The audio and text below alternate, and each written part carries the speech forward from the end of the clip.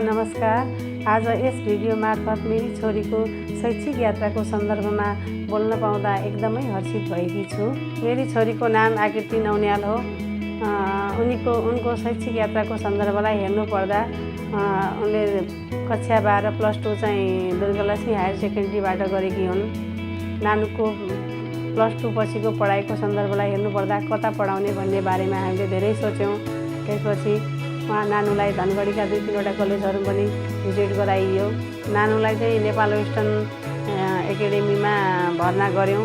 त्यसपछि नानुको शैक्षिक यात्राको सन्दर्भलाई हेर्नुपर्दा नेपाल वेस्टर्नमा चाहिँ फर्स्ट सेममा चाहिँ नानुले राम्रो रिजल्ट ल्याइन्।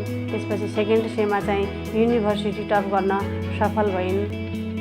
अहिले नानु नेपाल वेस्टर्न एकाडेमीको 4th सेमिस्टरमा अध्ययनरत छिन्। पढाइको सन्दर्भलाई हेर्नुपर्दा यहाँको पढाइ एकदमै राम्रो छ। टिचरहरू पनि एकदमै हेल्पफुल बिहेभियरका हुनुहुन्छ। कोर्सहरू कम्प्लिट भएन भने एक्स्ट्रा टाइममा बोलाएर पनि बच्चाहरूलाई पढाइमा निरन्तरता दिइराखेका हुनुहुन्छ। एकदम राम्रो छ कलेज। मैले त धेरै कलेजहरू धाएँ। मेरो छोरीले नेपाल वेस्टर्न एकाडेमीमा आएर राम्रो प्रगति गरेकी छिन्। नानुले पढाइमा एकदम राम्रो प्रगति भएको छ। नानुको आशा छ आगामी दिनहरूमा पनि मेरो छोरीले राम्रो नै प्रगति गर्नेछिन् र यस कलेजले राम्रो नै साथ सपोर्टहरू दिनेछन् भन्ने आशा छ।